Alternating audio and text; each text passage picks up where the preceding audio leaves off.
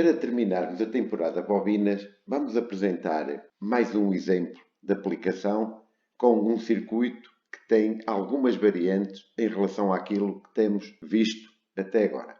Vejamos então o seguinte exemplo. Tenho aqui o circuito e em que se pede, numa primeira linha, o tempo aproximado com o erro inferior a 1% do estabelecimento da corrente na bobina.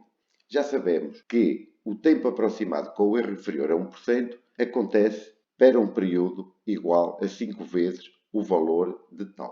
Vamos então proceder aqui à resolução, começando por responder a esta pergunta da linha A. Portanto, em que me pedem qual é o tempo necessário com o erro inferior a 1% para o estabelecimento da corrente na bobina. Já sabemos que este tempo é dado por 5 vezes o valor do tau, a constante de tempo no circuito, que no caso das bobinas, o tau é dado por L sobre R. O coeficiente de autoindução da bobina é 1 e só nos falta colocar aqui o valor da resistência. Eu vou dar um compasso de espera para vocês olharem para o circuito e verem qual será o valor da resistência a colocar aqui. Depois de pensarem um bocadinho, terem olhado para o circuito, facilmente concluem que o valor da resistência que temos que colocar ali para calcular a constante de tempo de circuito não é mais do que o valor de 10 ohms. O que me dá um tempo de estabelecimento da corrente da minha bobina de 0,5 segundos. E a linha A estava resolvida. Nesta altura, eventualmente, algum de vocês olha para aquele valor 10 e diz de onde é que aquilo terá vindo. Em vídeos anteriores já tínhamos falado que estas equações que me permitem determinar o estabelecimento e interrupção da corrente numa bobina e já o mesmo se tinha passado na carga e descarga de um condensador só são verdade para um circuito RL. Quando estamos a falar de um circuito RL, estamos a falar de um circuito que uma fonte, uma resistência e, neste caso, a bobina, ou se quiserem, o condensador, que era igual. Que não é nada do que eu tenho ali no circuito original. O que é que isto que está aqui me faz logo lembrar? Que isto tem todo o aspecto de um método de análise de circuitos que já vimos anteriormente, que era uma das ferramentas mais importantes na análise de circuito, que não é mais do que o circuito equivalente de Debnam. Portanto, eu depois há aqueles dois pontos, ao meu ponto AB, vão ser os terminais onde eu vou ligar a bobina. E para terminar aquele circuito equivalente de Debnam, eu tenho que o ver os terminais da bobina. Portanto, o circuito equivalente de Debnam vai ser visto daqui. Olhando para o circuito, curto-circuitando a fonte de tensão, eu fico com esta resistência de 4 ohms em paralelo com esta, cujo resultado é 2, em série com a de 8 e, portanto, daí é que vem o valor de 10. Portanto, resistência de Debnam vista dos terminais da bobina. Se quisermos calcular a tensão de Debnam, que pode nos fazer jeito para outras alíneas, também olhando aqui para o circuito, facilmente identifico que, sendo estas duas resistências iguais, esta queda de tensão e esta queda de tensão são iguais e, neste caso concreto, metade da tensão da fonte. 5 volts, 5 volts. Então, este 5 volts é a tensão de Debnam do circuito que eu quero determinar. Vamos então desenhar aqui o circuito equivalente de Debnam que nos pode dar jeito, e normalmente isso acontece, para responder a outras alíneas.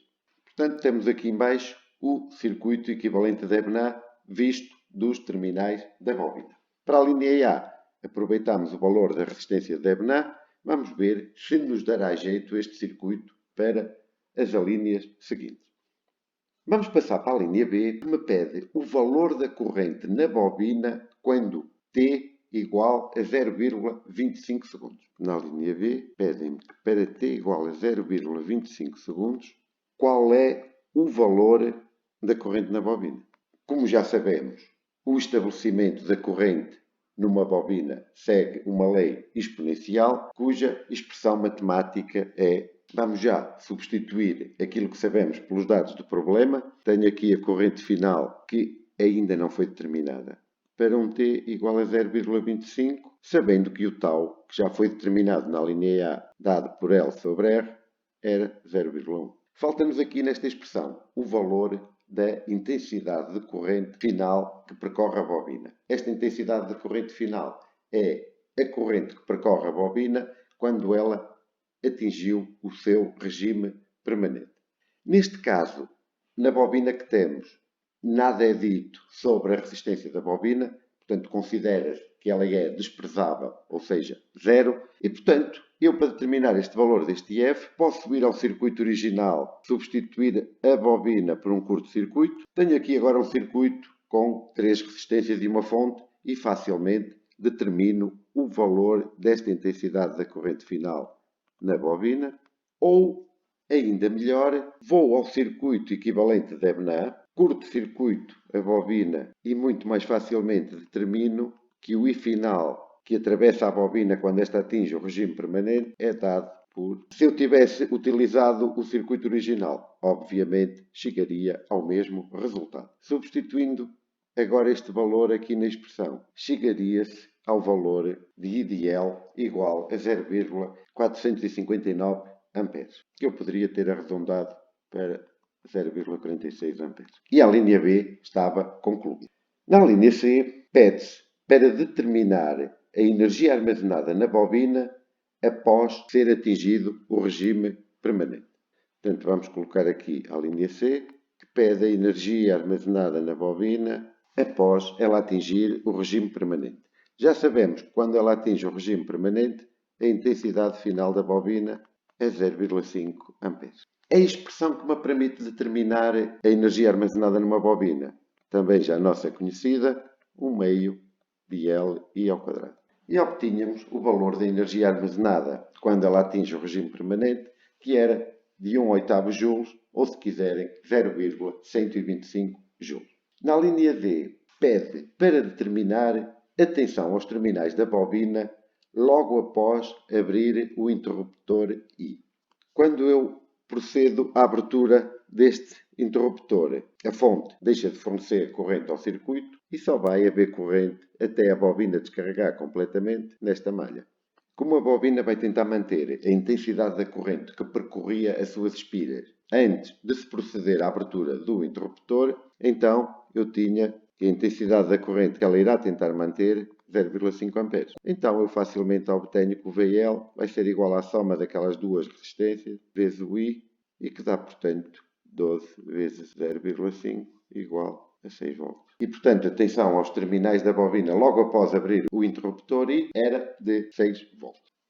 Na linha E, pede para determinar o instante em que a energia da bobina fica reduzida a metade.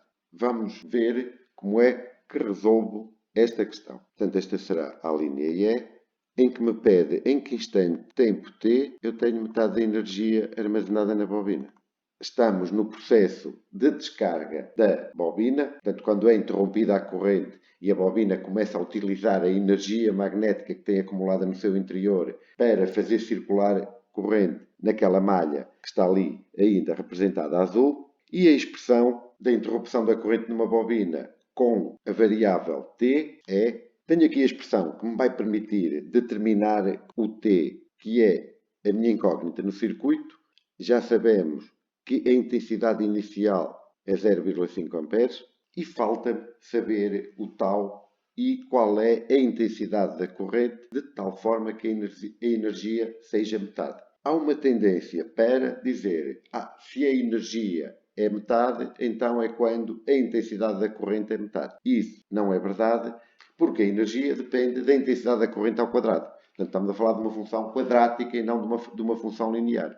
Então, temos que ir à expressão da energia. Eu sei que a energia total era 1/8. Metade desta energia é 1/16. Como sabemos que a expressão da energia é 1 meio de Li ao quadrado e que eu vou chamar I' para saber que é a intensidade da corrente que corresponde a metade da energia igual a 1/16, de onde eu obtenho que o I ao quadrado vai ser igual a 1/8 ou I igual a raiz de 2/4. E, portanto, já tinha a intensidade de corrente elétrica que correspondia a metade da energia armazenada na bobina.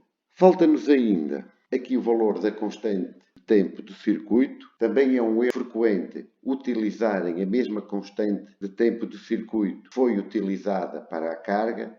Reparem agora que a bobina está a descarregar para um circuito cuja soma das resistências é 12 e, portanto, o tal é igual a 1 sobre 12 segundos e não 1 sobre 10, como tínhamos visto na linha A. Agora, na posse do valor de todas as variáveis, tenho aqui uma equação a uma incógnita, de onde tiro o valor do T, para o qual a energia na bobina se reduzia a metade, 29 milissegundos.